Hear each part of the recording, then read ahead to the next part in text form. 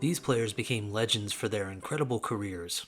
Eye-popping stats piled up, records were broken, unforgettable highlights were created, and Hall of Fame honors were earned. This player is remembered not for his career per se, but for one distinct moment in time when 4 swings made him the king of baseball. What's up, everybody? Alex here with a freshly brewed cup of coffee. Today we're looking at my first Red Man Tobacco card. It's a 1955 edition of James Dusty Rhodes, the World Series hero for the New York Giants. The artwork of Red Man cards is kind of hit or miss for me, but this one is a definite hit. A very agreeable likeness of Dusty here, in my opinion. The bat resting on his shoulder, a confident look on his face, just overall a pleasing image, and I do like the blue background.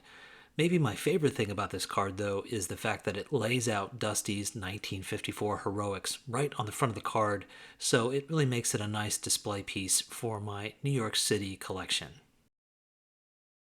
Of course, Dusty Rhodes is the pinch-hitting hero of the 1954 World Series when the New York Giants swept the Cleveland Indians to give the Giants their last World Series championship in the city of New York before moving to San Francisco. Rhodes delivered key hits in 3 of the 4 wins, and as a result, never had to pay for another drink in the Big Apple. The first swing was in Game 1, with the game tied 2-2 in the 10th inning. Bob Lemon was on the mound for the Indians, and Willie Mays was on second base. And here comes a guy that did a tremendous lot of damage to the National League pitchers this year. Dusty Rhodes coming up to the plate, batting at .341. Hit 15 home runs this year for the Giants, drove in 50 runs, and didn't play too often. Played in only 82 of the ball games. Used principally as a pinch batter. Dusty Rhodes coming on, left-handed. So Lemon has his work cut out for him with 1 out, 2 on here in the last of the 10th inning. Rhodes swings on the first pitch. It's a high-fly ball into right field, coming over his Pope, back near the line, leaps. He can't get it. It's into the right field stands for a home run for Dusty Rhodes. Lemon throws his glove straight up in the air, and that's it. That does it. Originally from Alabama, James Lamar Dusty Rhodes played up his image as the country boy in the big city, and he went along with the stories about his drinking and carousing, up to a point.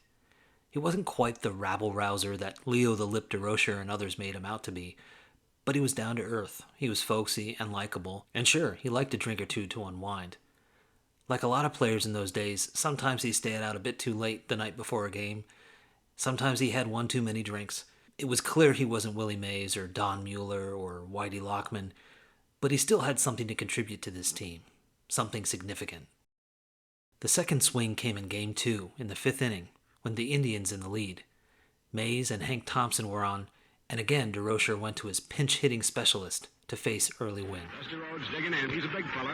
Left-hand hitter, stands just off the plate, holds that bat way down with the knob. Now Wynn is set. Checks his runners, delivers 1-1 to the plate. A fastball swung and a miss for a strike. Dusty was really after it, and there was no question at all what he had in the back of his mind. 1 ball, 2 strikes on Dusty Rhodes. Last half of inning number 5, the Giants with runners at first and third as they finally cracked into Early Wynn's service. Will history repeat itself? Let's see. Now Wynn is set. Runners at first and third, nobody out. In comes the pitch. Rhodes swings, hits a pop fly into center field. Dobie's going to have to hurry. He comes on.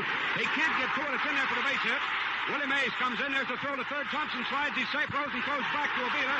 And Rhodes gets down to second on the throw-in. The third was also in Game 2, just a couple innings later in the 7th. Rhodes has 2 for 2 in the series, 1 for 1 this afternoon. By both of those hits and pinch hit rolls. First Giant up in the last half of the 7th inning. 2-1 ball game in favor of the Giants over Cleveland. And a ball game that can jump either way. 2-2 pitch by Early Wynn. An overhand curve swung on. There's a drive deep into right field. It might be. Yep, there it goes. Over the right field wall and parked for a home run.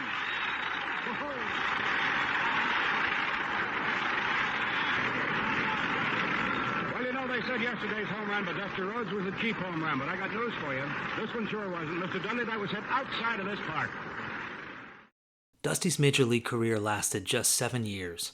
He never won a regular job because, according to DeRocher, you could count on him to botch at least one fly ball in the outfield every game. But for whatever reason, Rhodes was as clutch as they come off the bench. Despite his country bumpkin reputation, Rhodes was a fine player and a fine teammate, considered a close friend by teammates Hank Thompson, Willie Mays, and Monty Irvin, in an era when black players were often openly derided, ignored, and scorned by their peers. Monty Irvin, who was sometimes replaced by Rhodes's bat in late innings, said that under other circumstances I may have been mad, but Rhodes was a natural hitter.